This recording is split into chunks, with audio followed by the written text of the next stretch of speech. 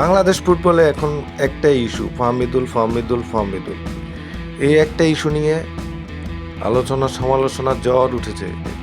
সবার একটাই দাবি, ফাহমিদুলকে দলে ফেরাতে হবে, না হয় আন্দোলন চলতে থাকবে। তাবিদ আউয়ালের সাথে আজকে মিটিংয়ের ডাক দিয়েছে সভাপতি।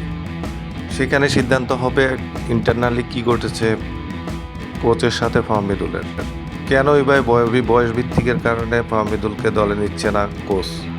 এইসব সব বিষয় নিয়ে আলোচনা করে সিদ্ধান্ত নেওয়া হবে আজকেই। বাংলাদেশ ফুটবলকে নিয়ে যারা স্বপ্ন দেখছিল, লালন করছিল বাংলাদেশ ফুটবল একটা ভালো একটা অবস্থানে যাবে, সেই মুহূর্তে এরকম একটা বিষয় উঠে আসবে কেউ কল্পনা করে নাই।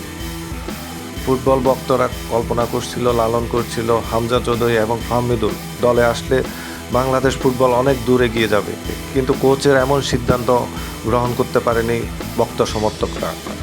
আর ফাহমিদুলকে ফেরাতে ভক্ত সমর্থকদের আন্দোলন চলমান। ভক্ত সমর্থকরা আশা করছেন আজকের মিটিংয়ে ভালো একটা সিদ্ধান্ত আসবে, ফাহমিদুলকে দলে নেওয়া হবে।